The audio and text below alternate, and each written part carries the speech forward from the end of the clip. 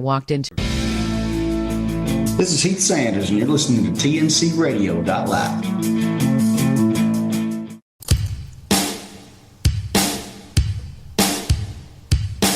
Good afternoon. Welcome to TNC Radio.live. This is the Truckers Network Radio Show. And now here's your host, Shelley Johnson. Thank you, Tom. I appreciate that. Yes, this is the Truckers Network Radio Show on TNC Radio.live, where we offer the entertainment, sports, weather, traffic, news, and information that our commercial drivers want to hear. Veterans Day is coming up, so we thought we would feature a very special truck driver who's pulling big rigs to raise awareness for our military and our veterans as well as our police. Glen Merrill Junior is just amazing. He pulls semis in competitions as a heavyweight champion. The heaviest big rig he's pulled so far is over 100,000 pounds. I've seen a video of him pulling a big rig. It's just amazing. From what I understand, Glen trained for this just this year to do these competitions. We have Glen with us today to talk about what he's doing. Thank you, Glen, for being with us on the show today. Thank you for having me today. I was wondering if we could start with you telling us a little bit about yourself, your background as a driver, and what got you started on this amazing mission. I'm just awestruck at how quickly you trained to do this, and I've never thought of a person pulling a semi before. There was a couple things that got my attention to do this.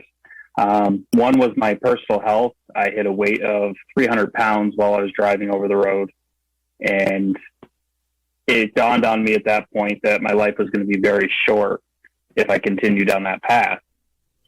So I started training heavily and realized just how quickly I was building muscle and strength and endurance.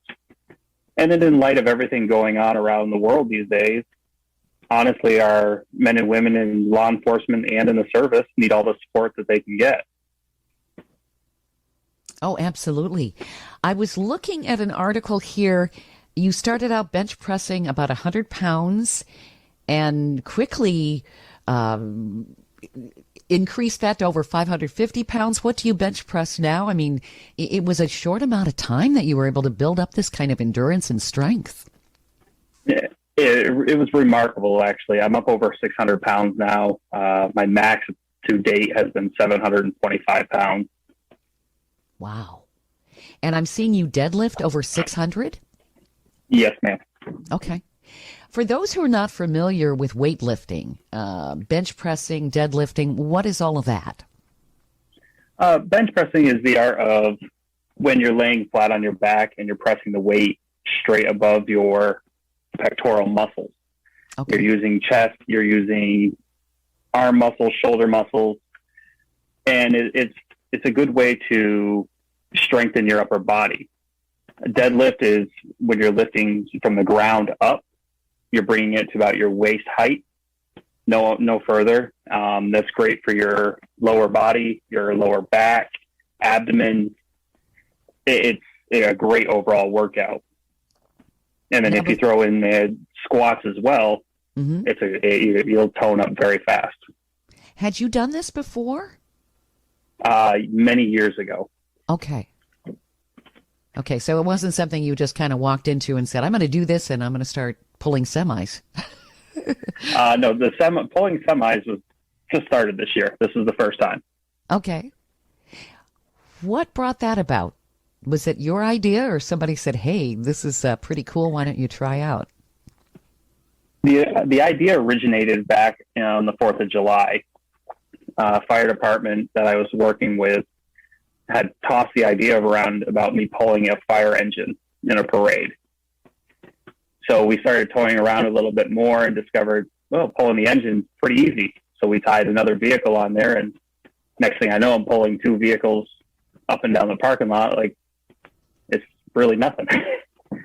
So we decided to up the ante even more and continue to put more vehicles on or go heavier. Wow.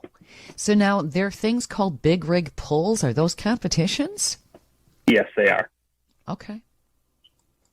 A lot of people watch like the strongman competition, and this is actually featured as one of their events.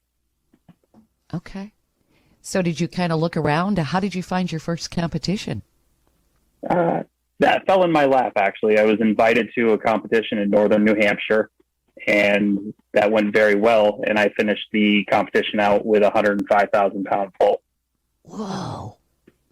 I'm just amazed. I think of draft horses, not people pulling a semi. It's like, how do you do that? I would think, what's the toughest part? Getting it rolling? It's the initial, getting the momentum of the vehicle going. That first couple inches, it burns so much energy so quickly. Oh, man, yeah. And what do you do to train for that? Is there something specific you have to do to get yourself limbered up? And best thing I can say is a lot of cardio and a lot of leg work. So there's no recipe to prepare for pulling a vehicle like that. So I want to go back to the parade for a second. So you're pulling the stuff in a parade, but it can't. I mean, you're up in the Vermont area, right? Correct. It's not flat like it is here in Houston up there. No, it's not. So, that's why we went with a lot lighter weight, and then unfortunately, the idea was scrapped by our local government. Oh, good grief. But it would have been interesting to see, how you would have managed some of the hills and stuff, because that would not have been, it's one thing going on flat ground, but even a little incline, I got to think, changes the whole dynamics there. Yeah. It really does. Anything over 30,000 pounds, the smallest hill brings you to a grinding halt pretty quick. Yeah. Well, I find it amazing. I think you can tell because I know how much work it is to get a cart, to try to move a car or something. How does this all work? Is there a driver in the rig that you're pulling? Is it in neutral? How does this work? So yes, I actually have a full team that travels with me. I have a driver that I trust with my life because he cannot see me the entire time I'm pulling. Oh, geez. In the video, you'll see to the left of me, there's a man collecting the rope as we go. Uh-huh. He's actually not only there to collect the rope, but he's also a medic, and he's there in case something happens to me medically as we go. And then there are a couple other people there just in case things go terribly wrong. Wow. Go ahead, Tom. Well, I was just gonna say, not much a medic can do for you if the truck runs over you, right? So, and that's sorry, and that's why the driver that's there has to pay attention to what's going on with the medic. Right. If he sees that medic making a move towards me, he's in charge of making sure that vehicle the brakes are set. It can go nowhere. The vehicle's in neutral and running at all times, so the air supply is constant. That was my next question. Yeah. Okay. So you got to have that going too. That would make sense. Well, so you said you were working with the fire department. Are you also a fireman on top of all this other stuff? I've been a fireman off and on for a few years now. Because of everything going on this year, I've unfortunately had to step away from the fire department. Sure. With intentions of going to a full-time department within the next couple of years. Really? Oh, very cool. Yes. So you, even though you've been a driver for a long time, you'll step away from that and work on the fire department full-time. Correct. I want to give back to my community in any way that I can. Wow. It's very neat. Yeah.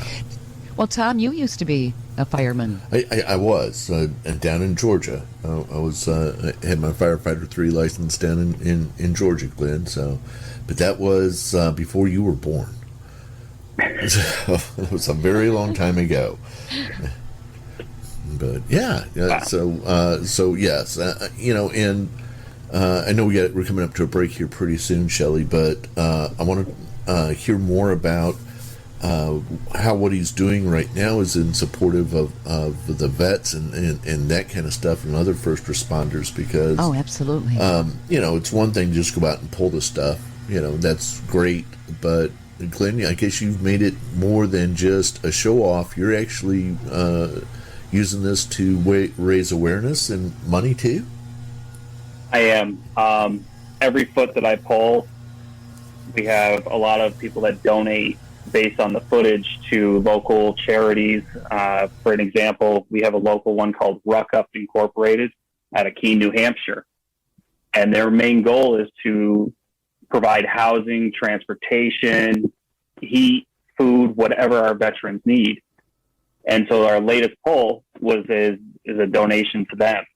We have one coming up on Veterans Day, actually, where my team is currently working to try to find the right charity for that event, but we're going for a world record on Veterans Day. And what would that record be? So we're going for the upper body pull. Right now, the current record is 33,306 pounds, and we're going for 45,000 pounds. Wow, that is a huge increase. Oh, yeah. Wow. Oh, my goodness. Well, I wish you luck with that, and we definitely want more details. We have to go to break here. We're talking with Glen Merrill Junior, who pulls big rigs in honor of our military and police and to create awareness. This is just amazing. You're listening to the Truckers Network radio show on tncradio.live. I'm Shelley Johnson with Tom Kelly. Stay tuned for more coming up. This blog on tncradio.live is brought to you by the Truckers Network at app.thetruckersnetwork.net for truck driving jobs for drivers under 21. So you just turned 18 and you're ready to find a job as a truck driver. But why is it so difficult? According to the United States federal law, a person must be 21 years old to drive a commercial vehicle in interstate commerce. Although you can obtain a CDL by the age of 18, you'll be limited to driving intrastate, and most trucking companies only hire drivers who are 21 years old or older. Also, insurance rates are much higher for trucking companies that employ drivers under the age of 21. But that doesn't mean there aren't truck driving jobs available before you turn 21. There are many jobs you can qualify for at just 18 years old. Although the majority of the truck driving jobs will be within your state lines, it's still a good idea to get your foot in the door and get a few years of experience before you turn 21. Under 21 Pilot Program. The FMCSA launched an Under 21 pilot program that helps Reserve and National Guard members ages 18, 19, and 20 explore civilian trucking careers. Commercial truck drivers are in high demand, and this program helps trucking companies hire disciplined and experienced drivers. For more information, visit www.fmcsa.gov/under21military-drivers-info. Towing and recovery. Driving a tow truck is typically an intrastate job. While there's no age restriction, besides being 18 years old, some companies may still require you to be 21. Check with some of your local towing companies and ask what the age requirements are. Local delivery driver. Working as a local delivery driver is a great way to gain experience in your trucking career. You could start working for a local store or warehouse and deliver goods right to a customer's door. Here are a few places you can look for local delivery jobs: furniture stores, lumber yards, office supply stores. Dump truck driver. Driving a dump truck may not be your dream job, but it gets your foot in the door, and you can work close to home. Most local businesses will need dump truck drivers to move building materials, dirt, garbage, or other freight. Most truck driving jobs won't become available until you're 21, but you don't have to wait until then to start gaining experience. Getting a few years of experience on your resume before applying for big trucking companies will help during the hiring process. This blog on tncradio.live is brought to you by the Truckers Network at app.thetruckersnetwork.net. Be sure to catch the Truckers Network radio show with your host, Shelley Johnson, weekdays at 3 p.m. Central, 4 p.m. Eastern, right here on tncradio.live.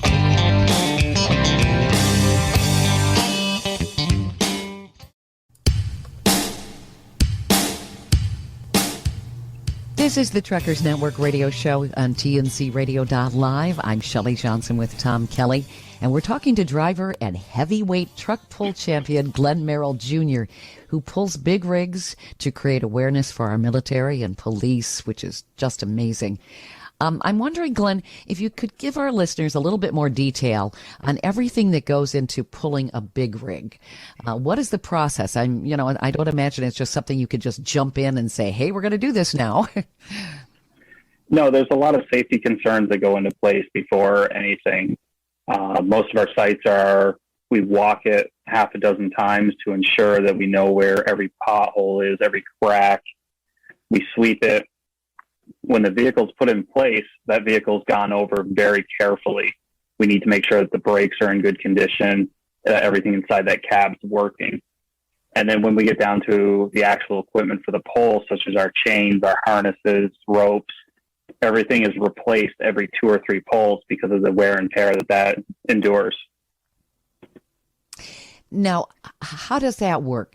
Are you harnessed in? For our listeners who haven't seen the video, maybe you could kind of describe how does this work so that you actually start, you're prepared and able to pull that big rig? Certainly.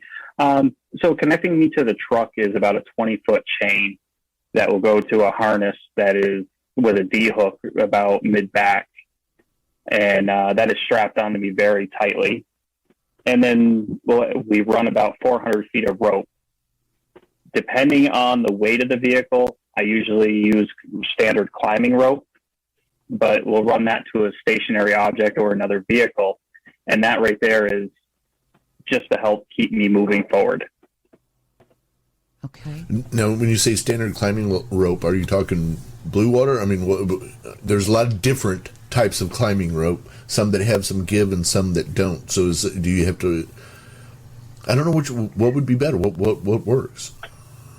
The more give that's in the rope, the less effective it is for a pull. Okay, because then you're starting to fight the elasticity of the rope. Right. So you need one that's not going to give at all. Yes. Yeah, gotcha. So how does this all work? Is it a matter of leverage? I guess I'm still having a hard time wrapping my head around a person pulling a big rig and being able to do it without things going south and the big rig gaining too much momentum. I mean, how does this work? It really is. It's a game of leverage from the get-go. Okay. The initial start, it takes everything in your body to get that rolling. Once those tires start moving, then you can start to take a deeper breath and relax a little bit and just keep pushing forward. It does come a point about 15, 20 feet into the pole where the vehicle is actually starting to free roll. And at that point, you take a couple deep breaths and you step up your pace. That's the only way you get that vehicle more than 50 feet down the rail. So how far do you have to pull the big rig? A standard pull is 150 feet. Okay. That's quite a distance. And what do you do to get it started? Like you said, that is probably the hardest part. Do you have to have special shoes? I mean, I don't imagine you just put on your Michael Jordan Nikes and go, okay, this will work. Or wear sandals or something like that. Yeah, that's right. I actually, believe it or not, I pull in just regular Nike sneakers. Oh, wow. Right. Okay. All right. Very cool. Wow. A lot of people that do this will say that wrestling shoes are by far the best. They allow a lot more movement of the sole of your foot and support of the ankle. Me, I have found that just regular sneakers, tennis sneakers, work just great. And it provides enough comfort and enough cushion for every step. Because I'll tell you, every step you take when you're pulling that truck, you feel like you weigh 5,000 pounds yourself. Oh, I bet. How do you keep do you wear a hernia belt and stuff? I mean, how do you keep from injuring yourself and putting too much stress on your body? So that's probably not a bad idea. But no, I don't wear any of that. It's just a harness, a pair of shorts, and I usually wear a tank top when I do this. Wow. And it's just understanding and knowing your body, knowing the limits you can go, and knowing the warning signs as you're pulling. Okay, I'm feeling too much pull here, or I'm feeling too much pressure here. I need to just be done. How do you know that? You just have to start learning your body, learning the muscles, working each muscle group. Okay. And as you build the tolerance and condition up, you start to know, okay, I know I can do X amount with my right shoulder or with my left shoulder, or I can do so much with my legs. And then you start feeling that burn or that pull that just doesn't feel right. And that's when you take that step backwards. Sure. So does it require more a combination of upper body strength as well as leg muscles? Because in the video, you're really leaning forward, and it looks like you're trying to really dig into that pavement.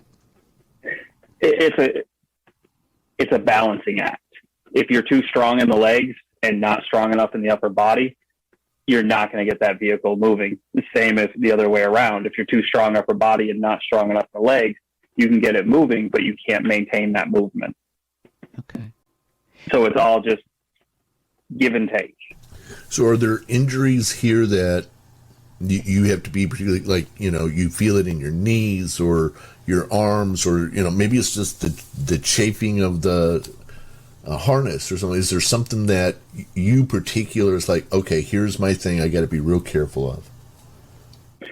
Matter of fact, my most recent pull, I did the pull with a fractured C7. So I was very mindful of that while I was doing this pull. But other than that, your knees are huge concerns because of the amount of pressure that's constantly on them the entire time. Right. Oh, I bet. Did you train to do this? I mean, I can't imagine just doing that without some sort of guidance and somebody who's done it before. And so the very first pull I ever did was done on a dare. And that was on a heavy-duty wrecker down in Vernon, Connecticut. Okay. Were you nervous? Yes, I was. But I was also very gung-ho and wasn't going to take no for an answer and wasn't going to allow them to think for a second that I couldn't do it. And this was not a here, hold my beer moment, right? No, it wasn't. Okay. And how did you do? Did fine. I pulled it about 250 feet, and then my boss came out and wondered what we were all doing. And what'd you tell him? Just having a lot of fun, and then it ended up on YouTube. Wow. And then is that kind of how things just got started for you, with people saying, hey, why don't you try this? And here's a competition. And Yes, and it's been really enlightening to see how much support there's been from my friends, family, and things to continue to push the limits on this. Well, I was reading that you want to beat, is it a world's record? Pulling an oversized load at 150,000 plus pounds next year? Unfortunately, it's not a world's record. That's a personal record that I'd like to set. Okay. The world record right now is 496,000 pounds. I can't even imagine. And that's a gentleman from Canada that pulled a Hercules aircraft here in the United States. Oh, I didn't know they did that with aircraft. Did you, Tom? Now, I guess he would have. How does he do that? That's got to be particularly dangerous because he can't be up that far. There's no way they can see what he's doing. When you start pulling weight like that, there's a lot more safety concerns that go into place. And when he's pulling the aircraft, there's people there ready to chalk the tires should anything happen. Right. Oh, I bet. Yeah, sure. Wow. I guess I was never aware, because I hadn't looked it up, that these kind of competitions go on. How long have these been going on? Probably since there have been wheels and human beings and heavy equipment, right? Actually, these kind of competitions go all the way back to the Vikings. They used to participate in strength. Yeah, okay. Well, not with vehicles, obviously, but they went all the way back to strength tests and endurance tests. And as society has evolved, we have obviously evolved our competition. And now, we're the world's strongest man competition, where you see them throwing kegs up over a high bar, or lifting a vehicle, or pulling a locomotive or a car, or whatever. It's just amazing. Well, we want to hear more, Glenn. We have to go to break here. We're talking with Glen Merrill Junior, who pulls big rigs, and he wants to create awareness for our military and police. We want to get into more information on that, too, to see what charities he's working with. I think what he's doing is absolutely awesome. This is the Truckers Network radio show here on TNCRadio.live. I'm Shelley Johnson with Tom Kelly. Stay tuned for more coming up. This blog on TNCRadio.live is brought to you by the Truckers Network at app.thetruckersnetwork.net. 5 easy steps to help truckers stay awake while driving. Driving 11 hours a day, 7 days a week can be emotionally and physically exhausting. Sleep's a very important part of a long-haul truck driver's life. Being well rested and alert makes driving a lot more safe for both the trucker and other drivers on the road. Getting enough sleep may sound easier than it seems. Living on the road makes it difficult to get the recommended 8 hours of sleep. In fact, it's common for truckers to not get 8 hours of sleep due to the 11-hour work shift. To help, we've put together 5 tips to help truckers stay awake while driving. Take vitamins. One way truckers can stay awake while driving is by taking vitamins. Not only are vitamins good energy boosters, they have tons of other health benefits too. Vitamin B helps with fatigue, depression, mood boosting, and muscle weakness. Consider adding vitamins to your morning routine. Eat healthy. An unhealthy diet has a huge impact on one's overall health. Jennifer Sachek, PhD now, says, our bodies rely on the energy and nutrients we get from food. So what you eat, and how and when you eat it, can either drain you or sustain you. It might be more convenient to stop at a fast food restaurant or truck stop, but constantly eating junk food drains your energy. Check out our blog on quick and healthy meals for truckers for healthy food ideas. Take a nap. Before you hit the road, consider taking a short 20-minute nap. Several studies have shown that a quick nap immediately increases alertness and gives a boost in cognitive performance. Stay hydrated. Water has many health benefits. One benefit is reducing the chance of being fatigued. Drinking a pint of cold water is a great way to refresh yourself and stay more alert. Listen to upbeat music. Listening to upbeat music will have you tapping your foot, singing along, and stay on alert in no time. Avoid listening to relaxing music or audiobooks. These tend to make drivers more relaxed and sleepy.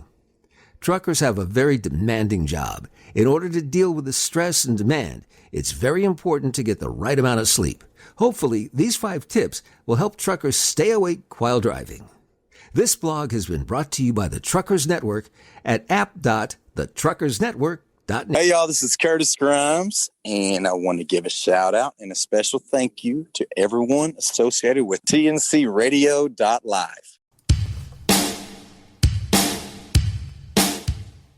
Welcome back to the Truckers Network radio show here on TNCRadio.live. I'm Shelley Johnson with Tom Kelly, and we're talking to driver and heavyweight truck pull champion Glen Merrill Junior, who pulls big rigs, literally, to create awareness for our military and our police. It's astounding. I'm still amazed at this entire process. How long does it take for you to recover after pulling a big rig? Do you take a nap, or what do you do?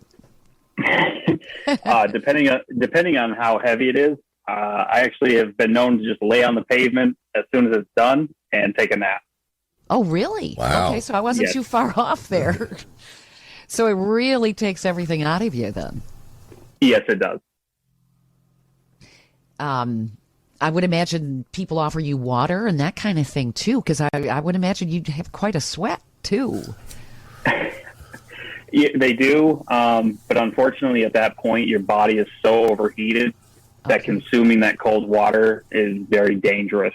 Okay. So they usually will have a cooler of water there, but it's always ambient temperature. Okay, that makes sense. Yes, it does. Do you eat something or not eat something? I mean, what's the rule about that before you start doing this stuff? Usually I do not eat until about an hour before the competition or the pull, and then it's a very high carb meal that I'll eat. Like I'll sit down and enjoy half a large cheese pizza to myself. Yeah. Okay. Kind of like runners do. I've heard that they consume a lot of carbs before they run. Yeah, for that long-term burn of the fuel. Sure. Now, how do you feel days after? I know that when I use a muscle I haven't used in a long time, I'm paying for it for a day or so. How do you feel after pulling a semi? Honestly, I go home, I sleep like a baby, and then the next day, it doesn't even faze me. Wow. Because you've built up the strength and endurance, right? Yes. Mm-hmm. Now, some of the people that have done it that I know that are new to it, even newer than me, they complain of leg cramps, abdomen cramps, and things like that. But as you build that strength and endurance, your body's just, okay, it's another day, let's go. But it's not something you think somebody should just try. They need to build up their strength, obviously, and do what you did, training for it. Yeah, I would highly recommend anyone that wants to try it, definitely get in contact with somebody that's done it. Nationwide, as of the other day when I was looking, there's about 49,000 of us that compete in different competitions like this. Wow. I never knew that. Is there an association? Not really. Okay. But there's a lot of, like, Gold's Gym, things like that, actually have a lot of their members compete in the World's Strongest Man competitions. Okay. But there's a lot of people out there you can contact that will help. Reach out to your local gym, and they'll be able to help you a lot with that. What did your family say when you told them you were going to start doing this? They would thought I was crazy. Okay. It's very simple on that one. Uh-huh. And did they say, why? Nope. They know me very well, and the why just never came around. They just said I was crazy and wished me the best of luck. And have a nice day, right? Pretty much. That's funny. So what charities are you working with for all of this? I think that's the really big story here. You're trying to raise awareness for our military and our police. I think that's just great. Well, like I previously mentioned, Ruck Up out of Keene, New Hampshire is one of my local personal favorite charities that I'm trying to help with. Canines for Warriors is another huge charity that we're trying to help as much as possible. As far as for law enforcement, we have a couple that we have been working with. We're hoping to grow this over the next few months, but the National Police Foundation and the National Law Enforcement Officers Memorial Fund. And these are all funds to help widows or widowers, help with funeral costs, long-term recovery costs, hospital bills, all these things that these folks may need. Now, how do people go about donating? Do they contact you, or do they go directly to these organizations for the competitions you're involved with? How do people, I'm sure there are going to be some people who want to get involved. We highly recommend going right to the charity's website and making the donations through the website. As far as the charity events themselves, we usually will have a representative from the charity there that will collect all the donations. And that way everything is going 100% to them. Every event that we do, the setup costs, the operation costs, and everything are actually funded out of my own pocket. And there's just because I refuse to take any of that money in to assist with it. I think what you're doing is absolutely wonderful. I understand, am I correct, that you have a competition coming up this month in November? Yes. Where's that going to be, and what is involved with that particular competition? This competition coming up will be up in Chester, Vermont. Okay. It is a 116-foot pole on a Green Mountain locomotive. You're going to pull a locomotive? Yes, I am. Woo! Okay. Now, and this is where we need to have Bill here, Tom, because he could... Yeah, our locomotive expert. Which locomotive is it? What did you say, Tom? I'm sorry. I said, which locomotive is it? I do not know the model number, to be honest. Okay. Well, now, is it a modern locomotive, or is it a steam engine, or... No, this is a modern locomotive. The only information I do have offhand is that it came into service in 2017. Okay. Wow. So it's like brand new. So are you going to be walking over the railroad tracks when you're doing this? Yes, I will. And I'll be using the railroad ties as a sort of ladder as I'm doing this pull. Wow. Who do you talk to for advice on pulling a locomotive? I have yet to find anybody. Oh, okay. Yeah. Just look it up under the yellow pages, and let me ask you that. And I hope, Glenn, this isn't too personal. How big are you? Are you a big guy, or No, I would say about average build. Yeah. I'm really not a big guy. And definitely not a small guy. How tall? I'm 5'11". Wow. Okay. So you don't have to be the size of the. You were talking about the strongman competition. I was thinking of the Mountain from Game of Thrones. That guy. Yeah. And he's what, well over 6'6", maybe pushing 7 foot. I mean, the guy's huge. But no, you don't need to be a huge guy like that to accomplish any of this. Interesting. Because I've always figured these guys were like, to do something like what you're doing. Yeah, 6'6", no body fat, 280 pounds, that kind of stuff. So, Glenn, how are you going to train to pull a locomotive? Because I would imagine it's going to be a different dynamic than pulling a semi. It will. There's a lot less friction actually between the rails and the wheels on the locomotive. Okay. But the best way I'm going to train for this is I will be pulling and pushing my limits. I'm hoping to actually attempt a pull here within the next week or so of about 125,000 pounds with the resistance of the roadway and rubber. That way, that'll help me prepare for the initial start on pulling the locomotive. Okay. And where is this locomotive pull going to be again? Chester, Vermont. Okay. Snow and ice? Won't that create some difficulty, or? Well, we're hoping that Mother Nature stays in our favor till then. Well, I hope so too. For your sake, Mother Nature can be unpredictable, as we know. Yeah, I guess this is not an event you can do under even a little rain, I would think. No, because once it starts even misting, the safety concerns go up tremendously, and sure, more often than not, my safety officer will pull the plug before we can even start. Okay. We have under 60 seconds here. I wanted to ask, who else are there? Quite a few people competing in this?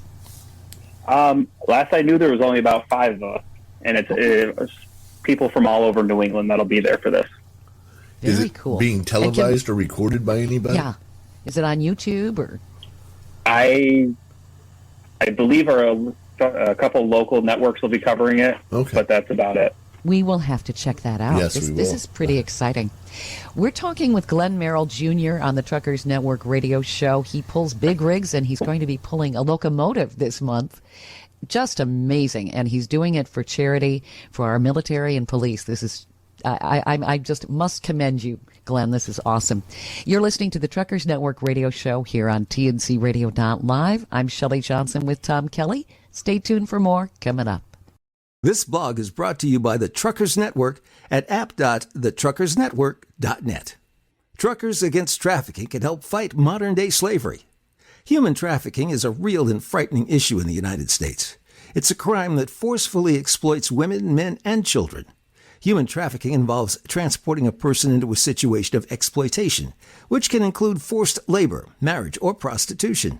The term exploitation in this sense is commonly referred to as modern slavery. At this time, it's estimated that there are 20 to 40 million human trafficking victims internationally. According to the ACLU, the United States Department of State estimates that 14 to 17,000 people are trafficked into the United States each year. Truckers Against Trafficking exists to educate, equip, empower, and mobilize members of the trucking, bus, and energy industries to combat human trafficking.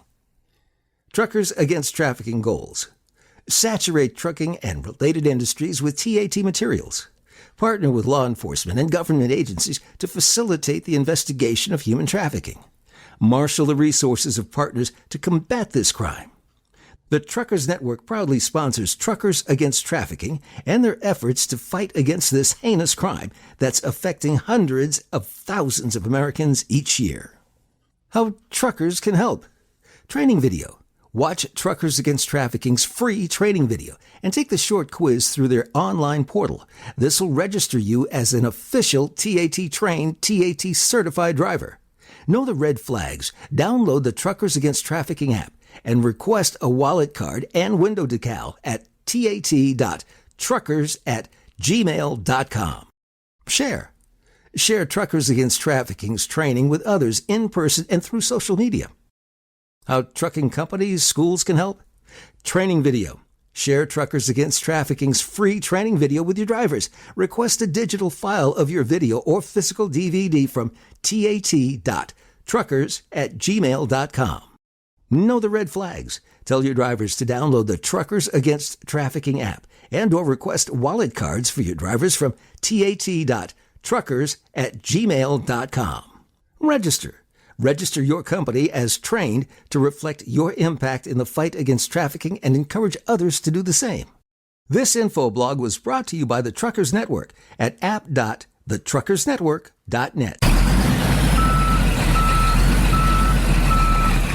For the latest in traffic, weather, and information, catch the Morning Grind weekdays right here on tncradio.live.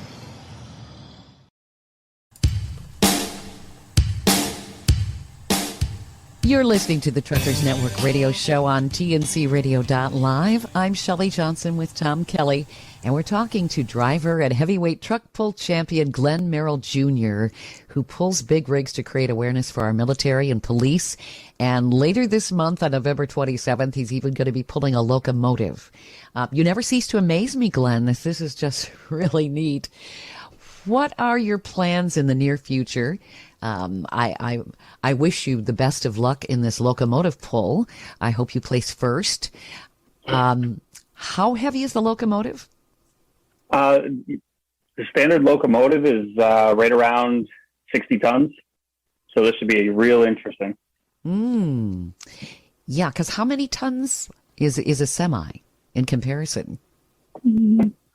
40 tons to just the locomotive being at 60. Okay. Yeah, substantially. Wow. So are you nervous? Nervous is the understatement of the year on this one. Okay. And can you get together with your competition and say, hey, got any tips? Or do you guys talk to each other? We talk to each other, and usually the morning of, there's a lot of standing around and trying to cheer each other up, motivate each other, and just hoping for the best outcome for everyone. Okay. So I bet you're going to the gym every day and really trying to stay really fit for this, right? Yes. Every day I'm in the gym 7 days a week, 2 to 3 hours a day. Okay. And you're doing this while you're also driving? Yeah. Okay. Wow. When do you sleep? I get my 6 or 7 hours a night. That's about all I need. Okay. Wow. You're super disciplined, which is really cool. So after this locomotive pull, what are your plans in the near future? Once winter sets in, is that going to create an issue with training and all of that? Or well, with winter setting in, it's going to give me an opportunity to train a lot harder for an extended amount of time. Okay. And then next year, the intention is to pull the oversized load end of June, beginning of July. We've got a couple companies out of Connecticut that we're working with to try to set that pull up as we speak. Okay, so you're trying to set up sponsorship, and now will this be for charity? One of your charities, then? We're working with March of Dimes right now to try to make it as part of their event. Oh, okay, Cool. Very cool. All right. Let me ask you this: when you're working out and kind of prepping for all this kind of stuff, is it just weightlifting, or do you do other things? You were talking about your cardio earlier, so I guess you do something there. But I mean, are you one of these guys who flips the big tires, or any of that kind of? I don't know how you want to say it. Different than say a normal workout. No, I'm one of these guys that when I go in, so a typical day, at the gym for me is I spend an hour doing cardio. Doesn't matter the mood I'm in or anything. And then I'll spend an hour to 2 hours doing core, legs, upper body, back, whatever I can get my hands on for weight. Do you ever feel like just not doing it? I definitely have had those days where I don't feel like being there. Uh-huh. But I had somebody once tell me that the day I don't feel like being at the gym is the day you need to be there the most. Interesting. Do you find that to be true? Very much so. And those are the days that, yes, it's a little harder to get through the weight or a little harder to get through my hour of cardio, but I feel so much better the next day. So let's go back to the beginning for just a moment, because now we have the whole story. We have the picture. How long you were doing long haul for a while, weren't you? Yes, I was close to 10 years. 10 years. Okay. And doing that, like many drivers, kind of got out of shape a little bit. Yeah. Yes, I did, unfortunately. Well, so what I'm trying to get to here is, so drivers listening to this right now, and we love you guys. You're out there making it all happen, and we appreciate that. But there's got to be somebody out there thinking, I could never do that.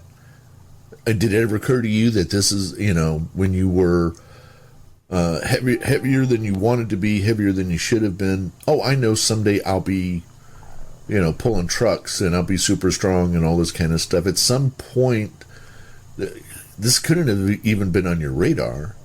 But maybe there's somebody out there right now who's listening to this going, well, look, if he could do it, I can do it too.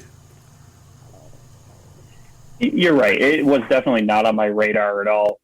Matter of fact, when I started the journey to become healthier, I started out with keto and took the steps there just to start eating healthier, cleansing my body of any toxins and things like that, putting away the tea and putting away the coffee with the creamer at your local TA or Petro, and just going to water or black coffee or black tea.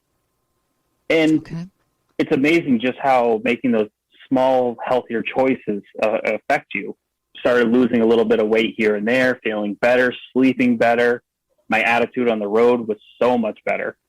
And for the people out there that are listening, it's all about making those healthier choices. When you're standing in line at your local Burger King or McDonald's, okay, get the burger without the bun. Get a salad, or walk around your truck a couple times, or park that extra 10 spaces away or something. Sure. It's amazing how much those little actions reflect on you. It really does. And then you started working out, and you really gained some momentum fast when you started working out. Yes, it was very shocking. And even the gym themselves were interested in watching on this progression. At one point, I was asked to go for a follicle test because they assumed that I must be on steroids, and I passed the follicle test just fine. So you're a natural at this. No shortcuts. You got to do it right. No shortcuts. Yeah, got to do it right. That's great. Well, I got to say, I'm impressed. It's motivating to me, and like I said, I'm a bit older than you are, but maybe I could still pull a truck someday. We'll make sure we have the camera there, Tom. Yeah, I can pull a wagon. One of those little red wagons. I put my grandchildren around in those. There you go. I get winded. I have to stop every couple of houses and catch my breath, and that kind of stuff. And they're going faster, Grandma, faster. So we have a couple minutes left, Glenn. How do people reach you to help out with the your efforts here for our military and police? And you're doing so many wonderful things. I think that people are going to want to reach out and see how they can help. The easiest way to reach us is actually emailing directly, and that's Glen W. Merrill at Outlook.com. We haven't got fancy with Facebook or anything yet. It's still very new and still developing. Okay. And it's Glen W. Merrill, and Merill is spelled Merrill, correct? Yes. Okay.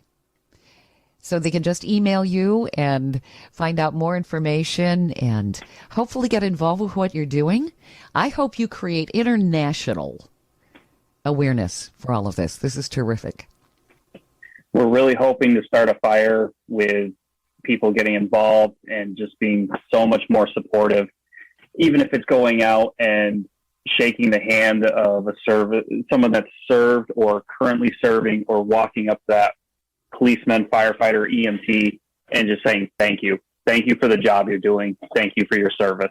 Absolutely. Yeah. They're our frontline workers, and we owe them our lives. Yep. Our lives and our freedom.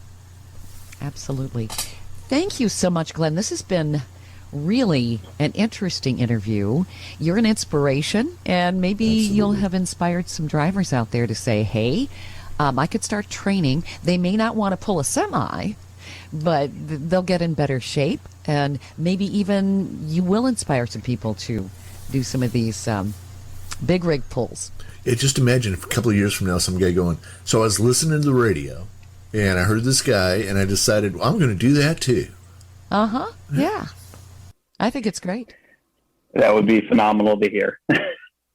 Well, I really appreciate you being with us, Glen, and this has been a very interesting story, and way to go. I think this is pretty awesome what you're doing. Well, thank you for having me. It's been a pleasure, and look forward to continuing this path for as many years as my body will allow it. And we definitely want you back on so we can hear more about what you're doing, and especially after you pull that locomotive. This is extremely interesting to us, and we'll see if we can't get Bill Waldrop involved, because he's our train expert. You're listening to the Truckers Network radio show here on TNCRadio.live. We've been talking with Glen Merrill Junior, and I'm Shelley Johnson with Tom Kelly.